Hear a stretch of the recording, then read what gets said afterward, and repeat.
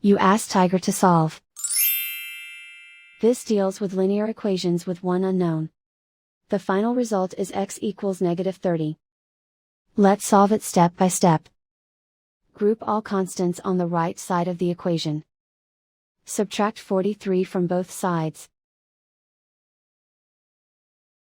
Simplify the arithmetic.